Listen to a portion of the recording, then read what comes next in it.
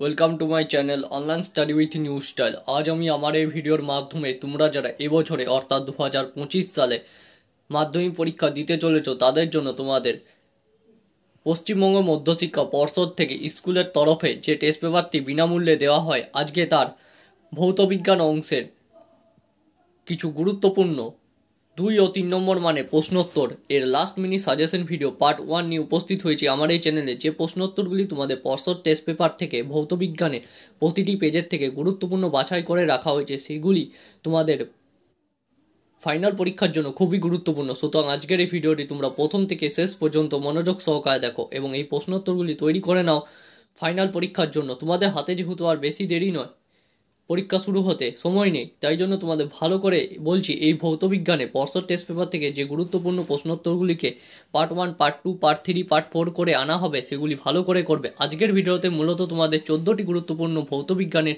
সম্পূর্ণ পর্ষদ test paper থেকে বাছাই করে রাখা হয়েছে। সুতরাং মনোযোগ সহকারে এই 14টি প্রশ্নোত্তর দেখে নাও তৈরি করা আছে কিনা তোমাদের। মাধ্যমিক ভৌতবিজ্ঞান পর্ষদ টেস্ট পেপার থেকে গুরুত্বপূর্ণ প্রশ্নোত্তর সাজেশন 2025। প্রথম প্রশ্ন দেখো কি আছে। গ্যাস সংক্রান্ত চার্লসের সূত্রটি বিবৃত করো। একটি খুব গুরুত্বপূর্ণ প্রশ্ন, দেখে নাও উত্তরটি। স্থির চাপে প্রতি 1 ডিগ্রি সি উষ্ণতা হ্রাস বা বৃদ্ধির জন্য নির্দিষ্ট ভরে যে কোনো গ্যাসের আয়তন 0 ডিগ্রি সি উষ্ণতায় ওই গ্যাসের যে আয়তন থাকে তার 1/273 অংশ যথাক্রমে হ্রাস বা বৃদ্ধি ঘটে। খুব গুরুত্বপূর্ণ এই প্রশ্নটি, ভালো করে করবে, এখান থেকেই প্রশ্ন কমন আসবে পরীক্ষাতে, ফাইনাল পরীক্ষাতে। পরের প্রশ্ন, বিশ্ব উষ্ণায়নের ক্ষতিকারক 2টি প্রভাব লেখো। প্রথম পয়েন্টে লিখবে গড় উষ্ণতা বৃদ্ধি। দেখে নাও, বিশ্ব উষ্ণায়নের ফলে পৃথিবীপৃষ্ঠের উষ্ণতা অন্ততপক্ষে 2 থেকে 4 ডিগ্রি সি এর মতো বৃদ্ধি পায়।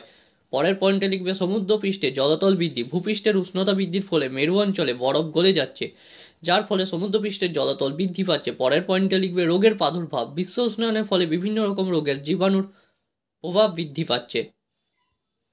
পরের প্রশ্ন, তড়িৎযোজী বন্ধনকে প্রকৃত বন্ধন বলা যায় না কেন, ব্যাখ্যা করো। খুব গুরুত্বপূর্ণ এই প্রশ্নটি, দেখে নাও। তড়িৎযোজী মৌলগুলি ইলেকট্রন বর্জন ও গ্রহণের মাধ্যমে যথাক্রমে ক্যাটায়ন ও অ্যানায়ন তৈরি করে।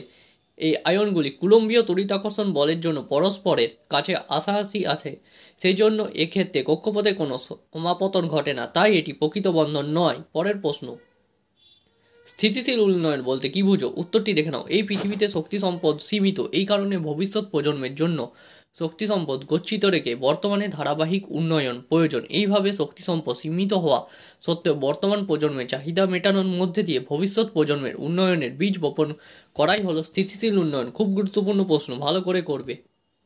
পরের প্রশ্ন, সমগণীয় শ্রেণী বলতে কি বুঝো। একটি খুব গুরুত্বপূর্ণ প্রশ্ন, এবছরে আসার সম্ভাবনা আছে। পর্ষদ টেস্ট পেপারে ভৌতবিজ্ঞান অংশে প্রতিটি পেজেই আছে। উত্তরটি দেখে নাও।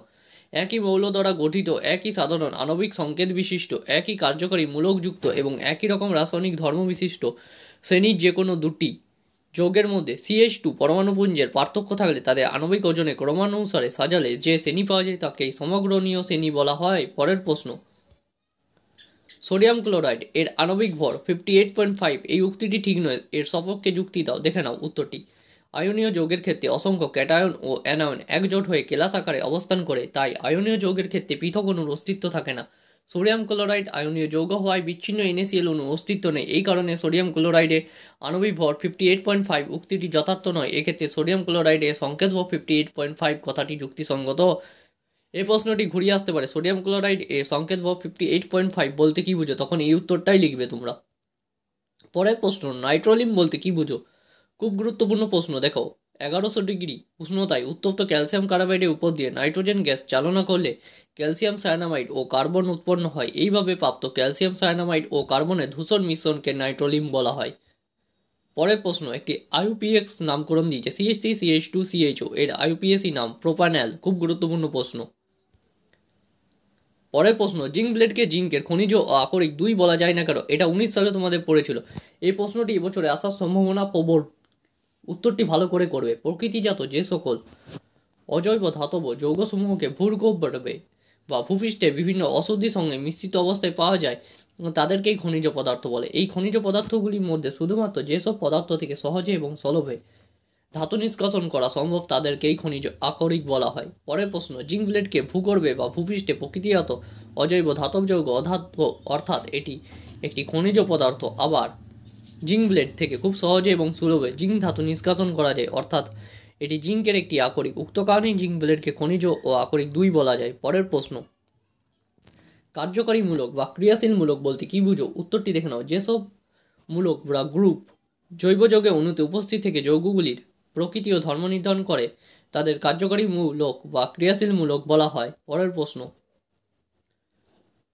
হস্তদৃষ্টি বা মায়োপিয়াকে কিভাবে এই ত্রুটি দূর করা যায়? উত্তরটি দেখে নাও। যদি কোনো ব্যক্তির কাছে বস্তুকে স্পষ্ট দেখতে পায় কিন্তু দূরের দৃষ্টি ব্যাহত হয়, চোখের এই ধরনের ত্রুটিকে হস্তদৃষ্টি বা মায়োপিয়া বলে। এক্ষেত্রে চোখের বস্তুর প্রতিবিম্ব রেটিনায় গঠিত না হয়ে রেটিনার সামনে গঠিত হয়। প্রতিকার, উপযুক্ত ফোকাস দৈর্ঘ্যের অবতল লেন্স ব্যবহার করে এই ত্রুটি সংশোধন করা যায়। পরের প্রশ্ন, খোলা বাতাসে কপার নির্মিত পাত্রের ওপর সবুজ ছোপ পড়ে কেন? উত্তরটি দেখে নাও।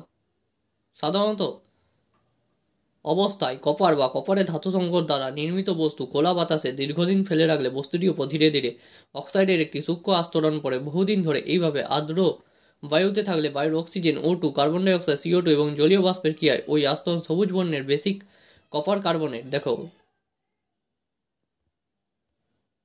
পরের প্রশ্ন, গ্যাসের অণুগুলি বেগ ও চাপের উপর উষ্ণতার প্রভাব লেখো। এবং 14 নম্বর দাগের প্রশ্ন, একটি বিক্রিয়া দ্বারা প্রমাণ করো যে অ্যাসিটিলিন একটি অসম্পৃক্ত জৈব যৌগ। আজকের ভিডিওতে মূলত তোমাদের 14টি গুরুত্বপূর্ণ প্রশ্নোত্তর রাখা হয়েছে, যেগুলি খুবই গুরুত্বপূর্ণ এবং তোমাদের পর্ষদ টেস্ট পেপারে প্রায় প্রতিটি পেজেই আছে। তোমরা তোমাদের চাহিদা মতো নিচে অতি অবশ্যই পরবর্তী যদি ভিডিও পেতে চাও এরকমই পর্ষদ টেস্ট পেপার থেকে গুরুত্বপূর্ণ ভৌত বিজ্ঞানের প্রশ্নোত্তরের সাজেশন, সেগুলি পাওয়ার জন্য অতি অবশ্যই এই ভিডিওর কমেন্টে তোমরা কমেন্ট করে জানাবে তোমাদের এরকম ভিডিও চাই কিনা। এবং এই ভিডিওটি যদি 10 লাইক কমপ্লিট করতে পারে এবং 50+ ভিউজ কমপ্লিট করতে পারে, তবেই আমি এই পর্ষদ টেস্ট পেপার থেকে ভৌতবিজ্ঞান অংশে গুরুত্বপূর্ণ প্রশ্নোত্তরে পার্ট 2 ভিডিও নিয়ে আসবো। তোমাদের চাহিদা অনুযায়ী আমরা ভিডিওগুলি নিয়ে আসার চেষ্টা করব, কারণ তোমাদের চাহিদা আমাদের কাছে সর্বাধিক আগে। তোমরা যদি অতি অবশ্যই এই ভিডিওটি ভালো লেগে থাকলে কমেন্ট করে জানাবে এবং এরকম প্রশ্নোত্তরগুলি চাই কিনা সেটাও জানাবে। আজ ভিডিওটা এতটাই, পরদিন দেখাবে অন্য একটি নতুন এরকমই ভিডিওতে।